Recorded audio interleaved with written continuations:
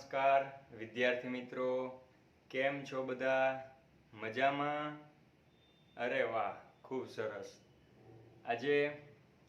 આજના આપણા આ લેક્ચરમાં આપ સર્વેનું હાર્દિક સ્વાગત છે. આપણી સ્કૂલ શ્રી ડીકે ભરાડ વિદ્યા મંદિર જુનાગઢ દ્વારા આપવામાં આવતા આ લેક્ચર્સમાં આપ સર્વે વિદ્યાર્થી મિત્રોનું હાર્દિક સ્વાગત છે. તો આજનો લેક્ચર આપણે શરૂ કરવા જઈ રહ્યા છીએ. એ પહેલા એક નાનો એવો મુદ્દો, દરેક લેક્ચરને ધ્યાનપૂર્વક જોતા જવા. જે મુદ્દાઓ તમને નથી સમજાતા એ મુદ્દાઓની નોંધ અલગ કરવી. બની શકે એકાદી વખત વધારે લેક્ચર જોવો, જેથી કરીને વધુ માહિતી તમને પ્રાપ્ત થાય. અને જે મુદ્દાઓની નોંધ અલગ કરો છો તમે, કે જે નથી સમજાતા, એ મુદ્દાઓને આપણે જ્યારે સરકાર દ્વારા છૂટ આપવામાં આવે અને આપણે ક્લાસ ખંડની અંદર વર્ગખંડમાં બધા ભેગા મળીએ ત્યારે અચૂકપણે આપણા વિષયના અને જે તે શિક્ષક જે તે વિષયના મુદ્દાઓ તમને સમજાવી દેશે. ઓકે વિદ્યાર્થી મિત્રો, ગયા વખતે લેક્ચર નંબર 5માં આપણે અલગ મુદ્દાઓની ચર્ચા કરી હતી. આજે લેક્ચર નંબર 6 ચેપ્ટર 11 ધોરણ 12મું શરૂ કરીએ તે પહેલા એવરીવેર ઇઝ બાયોલોજી, અને આજનો ટોપિક છે વિદ્યાર્થી મિત્રો સક્ષમ યજમાન. મિત્રો, આપણે જાણીએ છીએ કે આપણે જે રિકોમ્બિનન્ટ ડીએનએ બનાવ્યું છે, એટલે કે બે અલગ ડીએનએ ને કમ્બાઈન કરીને, બરાબર, એને આપણે યજમાનમાં ઉમેરશું તો આપણું રિકોમ્બિનન્ટ ડીએનએ યજમાનના ડીએનએ સાથે મેચ થશે.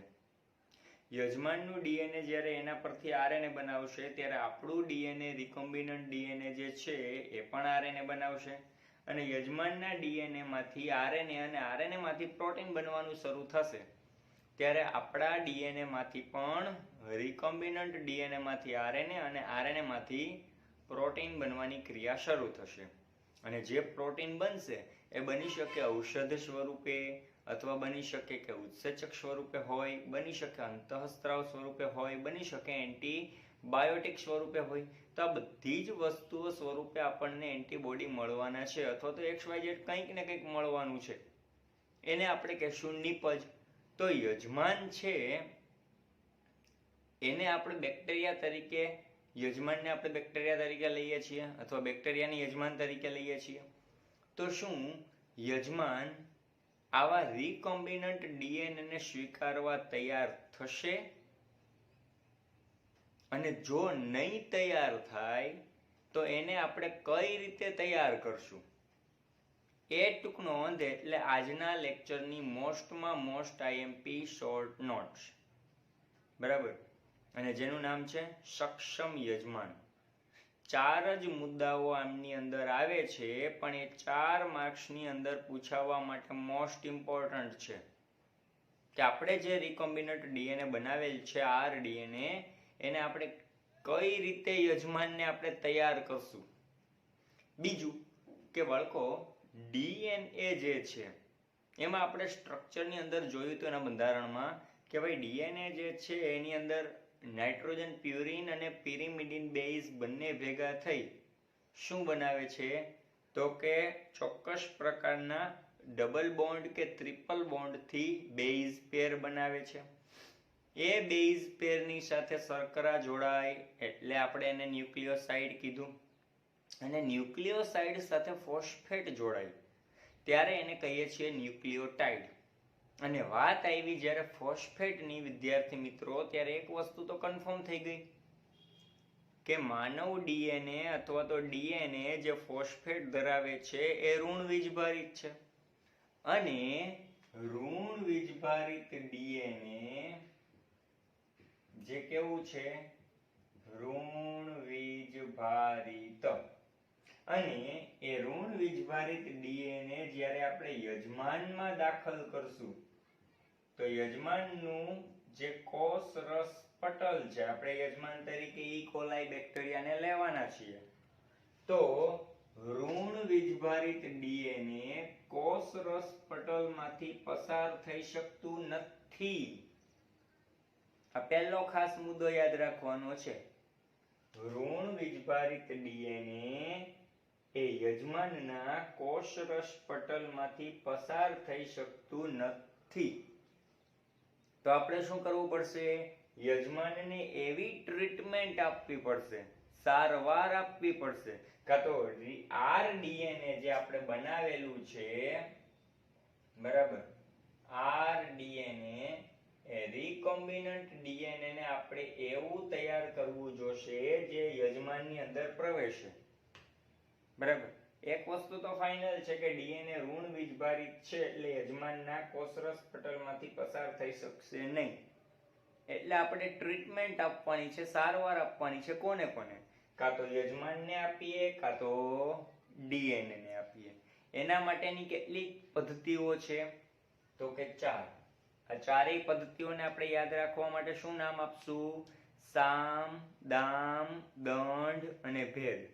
ચાણક્ય નીતિ પ્રમાણે આ ચારેય પદ્ધતિને સામ, દામ, દંડ અને ભેદની નીતિ અપનાવી આપણે આ ચારેય પદ્ધતિઓને યાદ રાખીશું.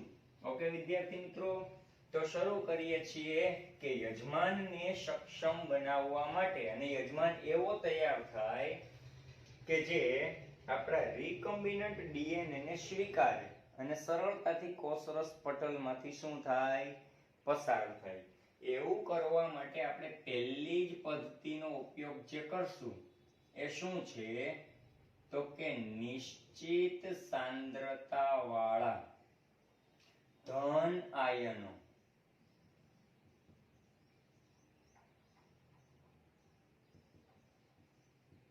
જેવા કે કેલ્શિયમ આયન ની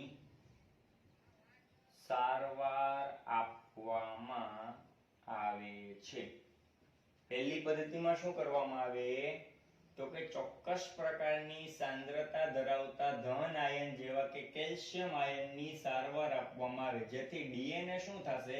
બેક્ટેરિયાની કોષ દિવાલમાં આવેલા છિદ્ર દ્વારા પ્રવેશ પામવાની ક્ષમતામાં વધારો થશે, જેથી બેક્ટેરિયાની શરીર દિવાલમાં એટલે કે કોષરસ પટલમાં આવેલા છિદ્રો દ્વારા ડીએનએ ની પ્રવેશ પામવાની ક્ષમતામાં વધારો થશે. એક વસ્તુ હજી ફાઇનલ કરો બાળકો, ફરી પાછી એકને એક વસ્તુ રિપીટેશન કરું છું કે માનવ ડીએનએ અથવા બનાવેલું રિકોમ્બિનન્ટ ડીએનએ જે છે એ રિકોમ્બિનન્ટ ડીએનએ ઋણ વીજભારિત છે એટલે યજમાનના કોષરસ પટલમાંથી પસાર થઈ શકશે નહીં. તો એને પસાર કરવા માટે અથવા યજમાન એવા રિકોમ્બિનન્ટ ડીએનએ ને એક્સેપ્ટ કરે એના માટે આપણે શું કરવું જોઈએ? તો કે પહેલી પદ્ધતિ કઈ? તો કે નિશ્ચિત સાંદ્રતા વાળા ધન આયન. એમાં કયા આયન ખાસ યાદ રાખવાના છે? કેલ્શિયમ આયનની સારવાર આપવામાં આવે, જેથી બેક્ટેરિયાના શરીરની દિવાલમાં આવેલા છિદ્ર દ્વારા ડીએનએ જે છે આપણો આરડીએનએ એ પ્રવેશ પામી શકે. જો એમ પણ ન શક્ય બને તો આપણે શું કરશું કે સૌથી પહેલા જે આરડીએનએ બનાવ્યો છે તેને બરફ પર રખાય છે. બરફ ઉપર રાખતા આરડીએનએ નું તાપમાન કેવું થશે? નીચું. બરાબર. પછી તો કે ત્યારબાદ તેને 42 સેલ્સિયસ તાપમાને ગરમ કરાય છે અને અંતે ફરીથી બરફ પર રખાય છે, જેથી ડીએનએ સ્વીકારવા તૈયાર થાય. બરાબર. શું થયું છે? આગળ બે મુદ્દા આવ્યા, ધ્યાન આપજો. પહેલો મુદ્દો આવ્યો કે યજમાન છે એ આપણું રિકોમ્બિનન્ટ ડીએનએ ન સ્વીકારે તો શું કરવું? તો કે પહેલો મુદ્દો નિશ્ચિત સાંદ્રતાવાળા ધન આયનો દ્વારા જેમ કે કેલ્શિયમ આયનની સારવાર આપવામાં આવે, બેક્ટેરિયાને સારવાર આપવામાં આવે તો બેક્ટેરિયાની શરીર દિવાલમાં આવેલા છિદ્ર દ્વારા આરડીએનએ સરળતાથી પ્રવેશી શકે. જો બાળકો એમ પણ ન કરીએ તો બીજો મુદ્દો આવે છે રિકોમ્બિનન્ટ ડીએનએ પહેલા બરફ પર રખાય. બરફ પર રખાય એટલે શું? આપણે એને શોર્ટ ફોર્મમાં યાદ રાખી લઈએ. બરફ 42 અંશ સેલ્સિયસ અને પાછું બરફ. આ એની શોર્ટ ફોર્મ ટ્રીક થઈ. પહેલી ટ્રીક કઈ? કેલ્શિયમ આયન ના કેલ્શિયમ આયન વડે સારવાર. બીજી ટ્રીક કઈ થઈ? બરફ 42 અંશ સેલ્સિયસ બરફ. પેલા ઠંડુ તાપમાન આપવું, પછી ગરમ તાપમાન આપવું અને પાછું ઠંડુ તાપમાન આપવામાં આવે જેથી ડીએનએ સ્વીકારવા તૈયાર થશે. ચલો ભાઈ, આના દ્વારા પણ યજમાન સક્ષમ ન બને તો ડીએનએ ને સ્વીકારવા માટે તો ત્રીજી પદ્ધતિનો ઉપયોગ આપણે કરશું. શું?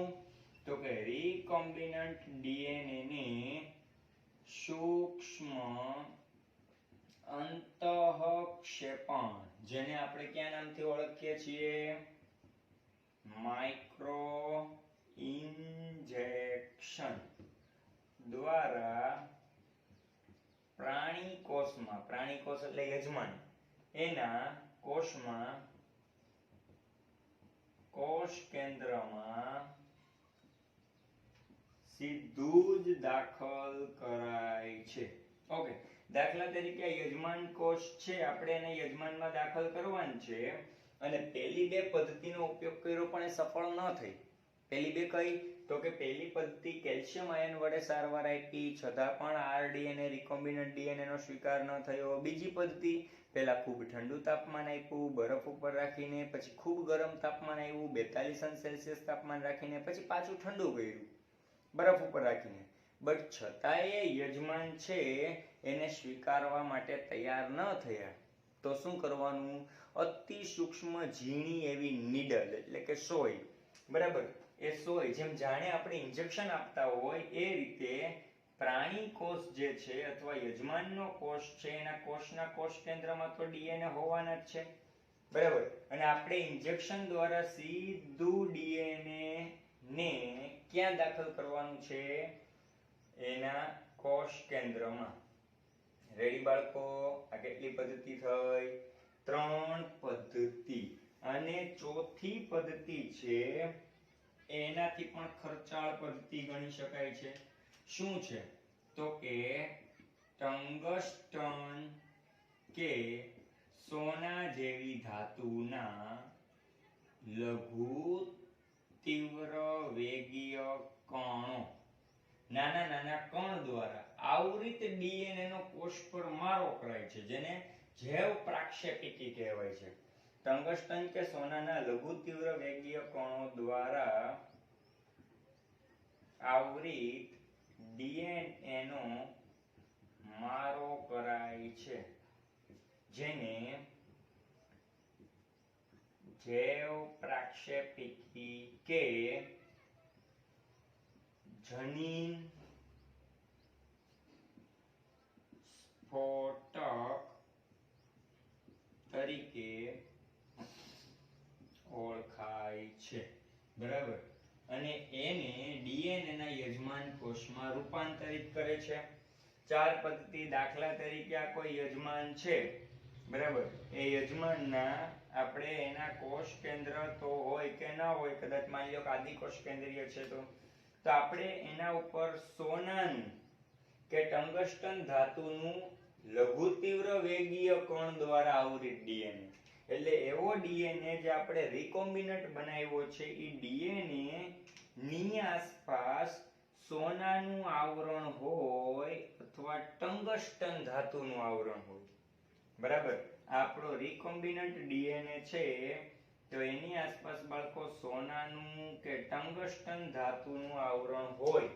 એ આવરણને જાણે બંદૂકમાંથી એક ગોળી છૂટતી હોય અને શરીરને વીંધી નાખે એવી રીતે જનીનનું જે આપણું રિકોમ્બિનન્ટ આરડીએનએ બનાવેલું છે એ રિકોમ્બિનન્ટ ડીએનએ ની આસપાસ સોનું અને ટંગસ્ટન જેવી ધાતુઓનું એક પડ બનાવવામાં આવે. અને એની અંદર ડીએનએ સેફ સલામત રહી શકે અને પછી એના ઉપર શું કરવામાં આવે, જોરથી મારો કરવામાં આવે એટલે આ ડીએનએ એ સીધું કોષરસ પટલની આરપાર જઈ શકશે અને ક્યાં પહોંચશે, યજમાનના ડીએનએ પાસે. તો બાળકો સક્ષમ યજમાન માટે મુખ્ય 4 મુદ્દાઓને ધ્યાનમાં રાખવાના. બરાબર. પહેલું વસ્તુ કન્ફર્મ એ યાદ રાખવાની કે આપણે જે રિકોમ્બિનન્ટ ડીએનએ બનાવીએ છીએ એ રિકોમ્બિનન્ટ ડીએનએ છે ઋણ વીજભારિત જ છે. એ ઋણ વીજભારિત ડીએનએ પોતે કોષરસ પટલમાંથી યજમાનના શરીરમાં પ્રવેશ કરી શકતો નથી. એટલે આપણે 4 પદ્ધતિઓનો ઉપયોગ કરીએ. પહેલી પદ્ધતિ કઈ, તો કે નિશ્ચિત સાંદ્રતા ધરાવતા ધન આયનો દ્વારા એને સારવાર આપવી જેથી ડીએનએ છે એ કોષરસ પટલના છિદ્રમાંથી પ્રવેશી શકે. જો એમાં પણ સક્સેસ ન થઈએ તો બીજી પદ્ધતિ, પહેલા એને ખૂબ ઠંડુ કરવાનું એટલે બરફ ઉપર રાખવાનું, પછી એને ગરમ કરવાનું 42 સેલ્સિયસે, પછી એને પાછું ઠંડુ કરવાનું એટલે સીધો જ ડીએનએ યજમાનની અંદર સ્વીકારવા તૈયાર થશે. જો એ પણ ન શક્ય બને તો ત્રીજી પદ્ધતિ કઈ છે, અતિ સૂક્ષ્મ નાનામાં નાનું ઇન્જેક્શન લઈ સીધું પ્રાણીના કોષના કોષ કેન્દ્રમાં જ એ ઇન્જેક્શનને લગાવવાનું અને ઇન્જેક્શનની અંદર દ્રવ્ય પદાર્થ શું હશે, આપણો રિકોમ્બિનન્ટ આરએનએ એટલે સીધો જ પ્રાણીના કોષના કોષ કેન્દ્રની અંદર કે યજમાનના કોષ કેન્દ્રમાં જતો રહેશે. અને ફોર્થ વન પોઈન્ટ કે જો કદાચ ત્રણેય પદ્ધતિ સક્સેસ ના થઈ શકે તો શું કરવાનું, એવો ડીએનએ કે જેના ઉપર સોનું કે ટંગસ્ટનનું આવરણ હોય અને એને એક બોમ્બની જેમ મારો કરવાનો, વિસ્ફોટ કરવાનો. બરાબર. જોરથી આવા કણને મારતા એ કોષના કોષરસ પટલમાંથી પાર થઈ અને કોષ કેન્દ્ર સુધી પહોંચશે અથવા ડીએનએ સુધી પહોંચશે. જનીનનો સ્ફોટક કરવાનું હોવાથી આને કયા નામથી ઓળખાય છે, જૈવ પ્રાક્ષેપિકી અથવા જનીન સ્ફોટક તરીકે ઓળખાય છે. તો આટલા મુદ્દા જોયા. એના પછી બાળકો તમારી બુકની અંદર આવેલ છે પુનઃ સંયોજિત ડીએનએ ટેકનોલોજીની ચોક્કસ પ્રકારની ક્રિયાવિધિ. શું આવ્યું, પુનઃ સંયોજિત ડીએનએ ટેકનોલોજીની ક્રિયાવિધિ. પુનઃ સંયોજિત ડીએનએ ટેકનોલોજીની ક્રિયાવિધિ. ઓકે, આ કઈ નવીન નથી તમારા માટે, ટેક્સ્ટ બુકમાં છે એ તમે વાંચશો તો આવડી જશે ને અત્યાર સુધી આપણે જે 6 લેક્ચરમાં ભણ્યા ને ઈ જ છે એટલે હું એને શોર્ટ ફોર્મમાં સમજાવી દઉં છું. કયા કયા સ્ટેપ હોય છે તો કે સૌ પ્રથમ ડીએનએ નું આપણે અલગીકરણ કરીએ. ડીએનએ અલગ તારવી લીધા પછી રિસ્ટ્રિક્શન એન્ડોન્યુક્લિએઝની મદદથી ડીએનએ નું અવખંડન કે ટુકડા કરવામાં આવે છે. ટુકડા કર્યા પછી શું કરશે તો કે ટુકડાને અલગીકરણ કરશે. આપણે ખ્યાલ છે ઇલેક્ટ્રોફોરેસિસ જેલ પદ્ધતિ, એગેરોસ જેલ દરિયાઈ નીંદણમાંથી મેળવેલ છે. બરાબર. એટલે તો કે ડીએનએ ના ટુકડાનું અલગીકરણ કરવું. બરાબર. હજી આગળ તો કે જે વાહક છે એટલે કે યજમાન તેમાં ડીએનએ ના ખંડનું જોડાણ કરવું.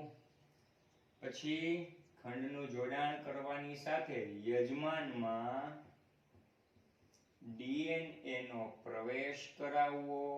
જો પ્રવેશ ન કરવામાં આવે યજમાનમાં અથવા યજમાન સ્વીકારવા તૈયાર ન બને તો હમણાં જ આપણે સક્ષમ યજમાન જોયું કે પહેલા કેલ્શિયમ વડે સારવાર કરવાની, ન થાય તો પહેલા ઠંડુ, પછી 42 સેલ્સિયસ, પાછું બરફ. એમ ન થાય તો માઇક્રો ઇન્જેક્શન દ્વારા કોષ કેન્દ્રમાં સીધું. એમ પણ શક્ય ન બને તો જૈવ પ્રાક્ષેપિકી એટલે કે ડીએનએ ઉપર ચોક્કસ પ્રમાણે સોનું અને ટંગસ્ટન જેવી ધાતુઓનો આવરણ કરી અને મારો કરવો, જનીન સ્ફોટક તરીકે ઓળખવું. યજમાનમાં ડીએનએ નો પ્રવેશ થઈ ગયા બાદ શું કરવું? તો કે યજમાન કોષોનું માધ્યમમાં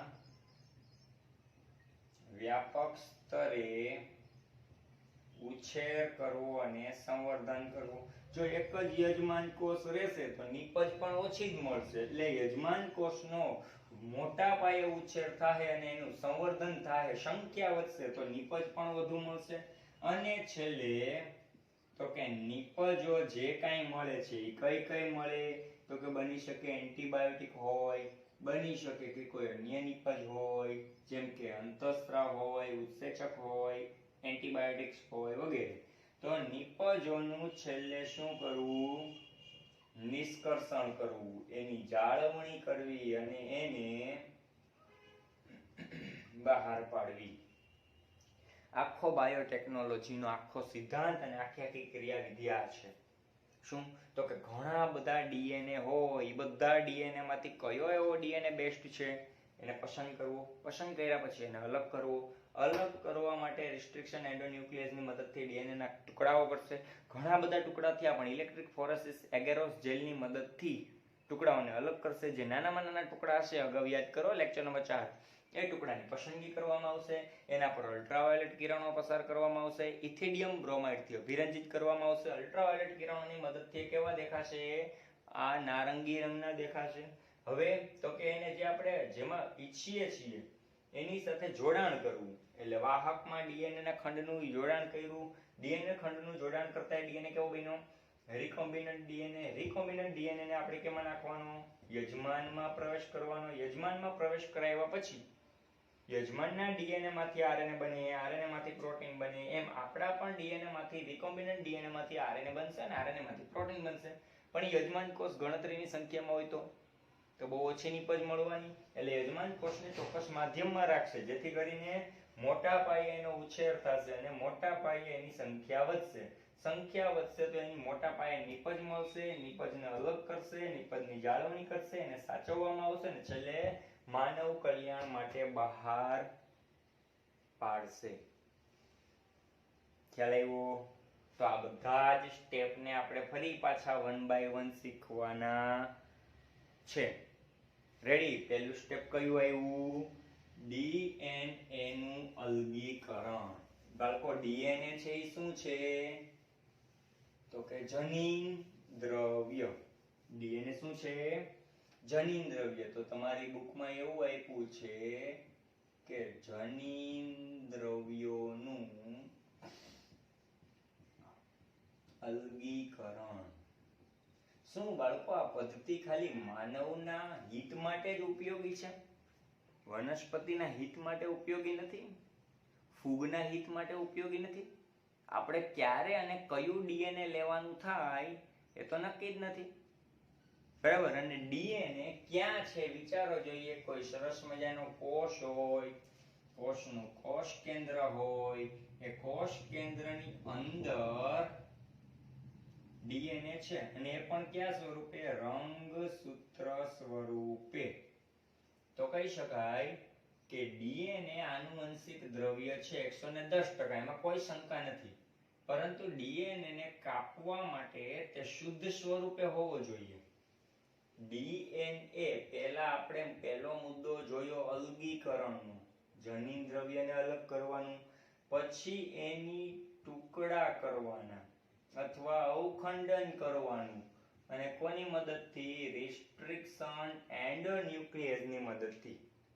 સમજો, ટુકડા ત્યારે થાય જ્યારે ડીએનએ શુદ્ધ સ્વરૂપનો હોય.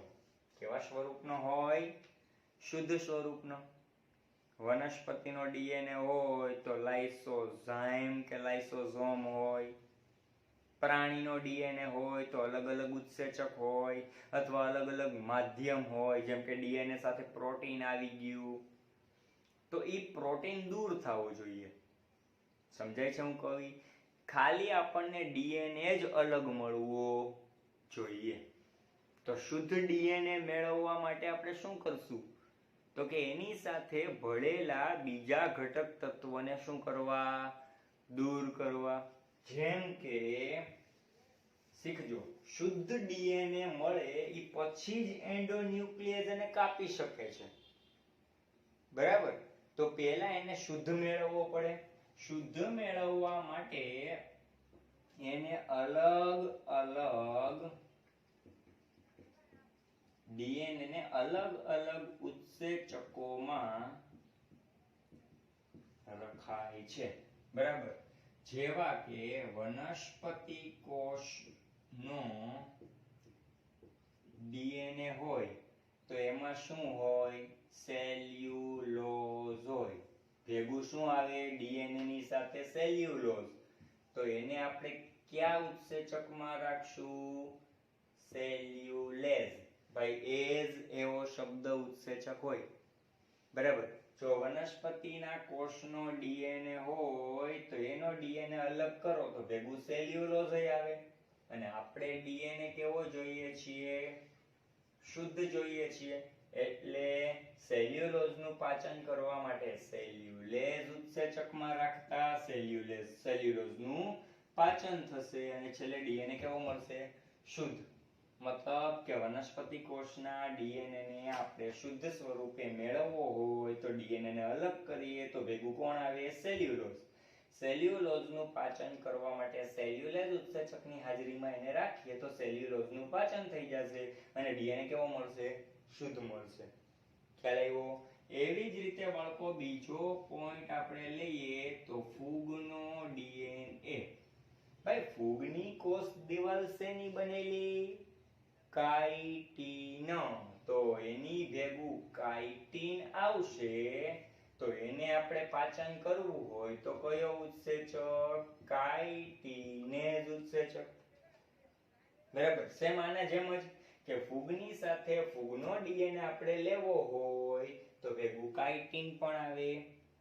કાઇટિનને આપણે દૂર કરવાનું છે અને ડીએનએ શુદ્ધ સ્વરૂપે મેળવવાનો છે એટલે કાઇટિનને કાઇટિનેઝ ઉત્સેચકની હાજરીમાં રાખતા એ નાશ પામશે, બરાબર? એવી જ રીતે જો ડીએનએ સાથે કોઈ પ્રોટીન આવે તો એને આપણે કયા ઉત્સેચકની અંદર રાખશું? પ્રોટીએઝ ઉત્સેચકની અંદર. એવી રીતે જો ડીએનએ ની સાથે આરએનએ આવે, આરએનએ એટલે રિબોન્યુક્લિએઝ, બરાબર? Ribonucleic acid.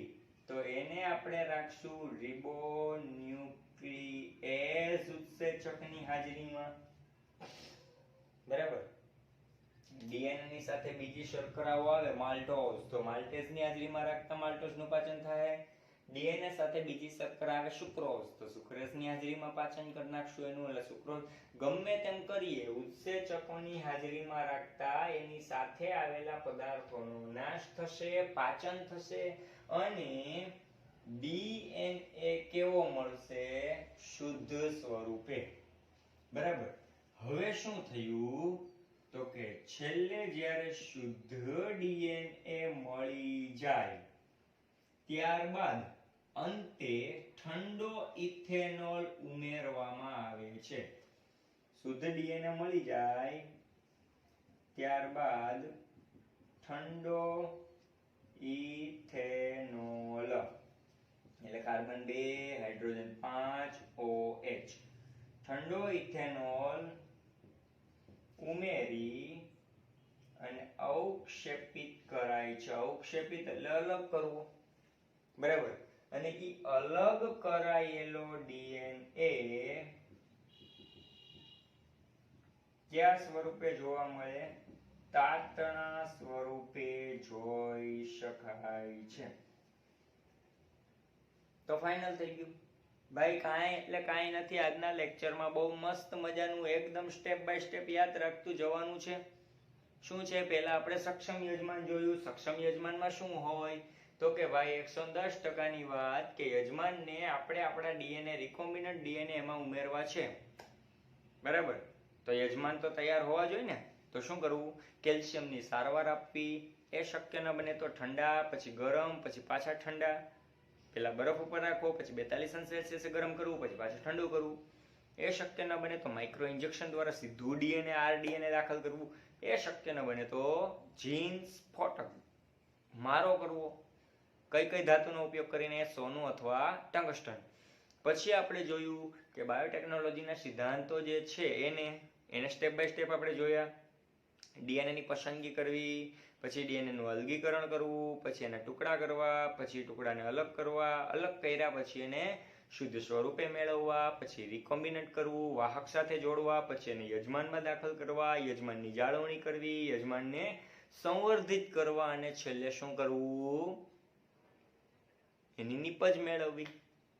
પછી તો કે આપણો પહેલો ટોપિક આવ્યો કયો? જનીન દ્રવ્યનું અલગીકરણ કરવું. અલગ કરવા માટે પહેલી વસ્તુ તો આપણા મગજમાં એક જ વસ્તુ હોવી જોઈએ કે જનીન દ્રવ્ય તરીકે મોટા ભાગે ડીએનએ હોય છે. અને આપણે જે વાત કરીએ છીએ ઈ સુકોષ કેન્દ્રીય કોષ, યુકેરિયોટિક કોષની વાત કરીએ છીએ તો યુકેરિયોટિક કોષમાં તો ડીએનએ જ છે. That is clear. તો ડીએનએ ને જ્યારે તમે અલગ કરો છો તો એની સાથે સાથે બીજા બધા અણુઓ આવે છે. ઈ અણુઓ ન હોય અને ડીએનએ શુદ્ધ હોય તો જ ડીએનએ ની કાપણી થાય છે એન્ડોન્યુક્લિયસની મદદથી. બરાબર. અને એ પણ પેલિન્ડ્રોમ શૃંખલાથી. એટલે આપણે શું કરવું પડે? ડીએનએ ની સાથે આવતા બીજા ઘટકોનું પાચન કરવું પડે. જો ડીએનએ ની સાથે સેલ્યુલોઝ આવે તો સેલ્યુલેઝ ઉત્સેચકની હાજરીમાં રાખતા સેલ્યુલોઝનું પાચન થાય. જો કાઇટિન આવે તો કાઇટિનેઝ ઉત્સેચકની હાજરીમાં એનું પાચન કરવામાં આવે. જો પ્રોટીન આવે તો પ્રોટીએઝ ઉત્સેચકની હાજરીમાં એનું પાચન કરવામાં આવે. જો અલગ કાઢવામાં આવતા ડીએનએ સાથે આરએનએ આવી જાય, રિબોન્યુક્લિક એસિડ, તો રિબોન્યુક્લિએઝ ઉત્સેચકની હાજરીમાં એને રાખીએ તો ડીએનએ સાથે આવેલા મોટા ભાગના અણુઓનો નાશ થાય અને છેલ્લે ડીએનએ કેવું મળે? શુદ્ધ મળે.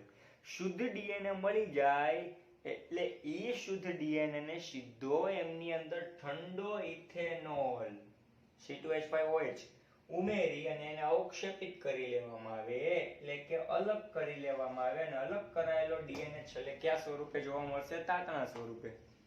હવે ડીએનએ અલગ તો થઈ ગયો, બરાબર. એ ડીએનએ નું શું કરવાનું છે? ટુકડા. રેડી? ઓકે. આપણે યાદ જ છે ડીએનએ ના ટુકડા કેમ કરવા. હવે એના પછીનો ટોપિક આવે છે ચોક્કસ જગ્યાએથી કાપણી કરવી. ડીએનએ ની ચોક્કસ જગ્યાએથી કાપણી કરવાનું કામ કોણ કરે છે? Restriction endonuclease. જ્યારે ડીએનએ અલગ થઈ જાય એ પણ શુદ્ધ સ્વરૂપે બધા ઉત્સેચકોની મદદથી ઠંડો ઇથેનોલ ઉમેરો, અલગ કર્યો, તાતણા સ્વરૂપે લાંબો ડીએનએ આપણને જોવા મળતો હોય. ઈ પછી ડીએનએ ની કાપણી કરવાનો સમય આવ્યો, બરાબર. ડીએનએ ના ટુકડા કરવાનો અને આપણે એમાંથી એક ટુકડો લેવાનો છે જે કેવો હોવો જોઈએ? પેલિન્ડ્રોમ, જેને આપણે કીધું હતું મલયાલમ, બરાબર. આ 5' to 3' પણ આમ જ થાય અને મલયાલમ આ 5' to 3' બંને બાજુથી સરખો હોવો જોઈએ, બરાબર. એટલે ચોક્કસ જગ્યાએથી કાપણી કરવા માટે પહેલું કામ કોણ કરશે? તો કે રિસ્ટ્રિક્શન એન્ડોન્યુક્લિએઝ. રિસ્ટ્રિક્શન એન્ડોન્યુક્લિયસ છે એ ડીએનએ ની કાપણી અથવા શું કરશે બાળકો?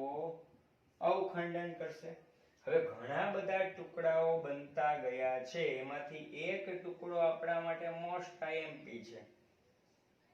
એ બધા ટુકડાને ચાળણીની જેમ છાલન કરવું, આપણે અગાઉ શીખ્યા એમ અલગ કરવા માટે આપણે કઈ પદ્ધતિનો ઉપયોગ કરશું? તો કે ઘણા બધા ટુકડાઓ બન્યા પછી ઈ ટુકડાઓ બનશે કેમ? તો કે ડીએનએ ની શૃંખલા પર પેલિન્ડ્રોમ શૃંખલાને કાપશે. ભાઈ પેલિન્ડ્રોમ શૃંખલા પર કાપણી કરી પછી શું કરશે? એગેરોઝ ઇલેક્ટ્રોફોરેસિસ પદ્ધતિનો ઉપયોગ કરવો. એગેરોસ કેમાંથી મેળવાયું? દરિયાઈ નીંદણમાંથી. પદ્ધતિનો ઉપયોગ કરવાથી શું થશે? છાલન જેવી ક્રિયાવિધિ થશે અને છેલ્લે શું થશે? તો કે ચોક્કસ નાના ટુકડા મળશે. જે કાંઈ છેલ્લે નાના ટુકડાઓ મળે છે એ ટુકડાઓ આપણા માટે જરૂરી છે. શું? તો કે રિકમ્બિનન્ટ ડીએનએ માટે. નાના ટુકડાઓ છે એ ટુકડાઓને આપણે ઋણથી ધન વીજભારિત તરફ કઈ પદ્ધતિમાં ધકેલતા? ઇલેક્ટ્રોફોરેસિસ પદ્ધતિથી ધકેલવા. અને શું પસાર કરીને? વિદ્યુત ક્ષેત્ર. બરાબર. હવે તો કે જે નાના ટુકડા મળશે એને વાહક સાથે નાના ટુકડાને જોડી દેવા. જોડવા માટે કયો ઉત્સેચક વપરાતો હતો? લાયગેઝ. એટલે લાયગેઝ ઉત્સેચકની મદદથી વાહક પ્રકારના ડીએનએ સાથે નાના ટુકડાનું જે ડીએનએ મેળવ્યું એ જોડી દેવું. એટલે બનેલું ડીએનએ કહેવાય છે આરડીએનએ, મતલબ રિકમ્બિનન્ટ ડીએનએ. આટલું ક્લિયર થઈ ગયું? That's all. છેલ્લે તો કે આ આરડીએનએ ને આપણે કેમાં સ્થળાંતરિત કરવું? તો કે યજમાનમાં સ્થળાંતરિત કરવું. યજમાનમાં સ્થળાંતરિત કરો એટલે શું થવાનું છે? તો કે આરડીએનએ નો ટુકડો યજમાનના ડીએનએ હારે જોડાઈ જશે.